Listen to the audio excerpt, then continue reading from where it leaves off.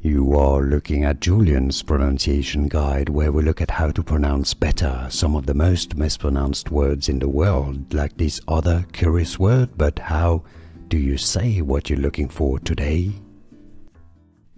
Let's learn once and for all how to pronounce this name that I know a lot of people get confused by. It's from Gaelic or Gaelic, Scottish, Gaelic. And yes, a lot of people pronounce it as Gillespie. Yes, and that would be the more, let's say, coherent, the more obvious pronunciation. Gillespie. Is this how you pronounce it? But that's not how it's normally pronounced. Being from Scotland, Scottish, it's normally pronounced as Gillespie in English, and in Scottish the pronunciation is as Gillespie. Fun fact, the nickname for Gillespie is Dizzy.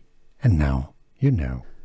Here are more videos on how to pronounce more confusing words and names too many mispronounced. Like this video if you found it useful. I appreciate your support. I'll see you soon and thanks for watching.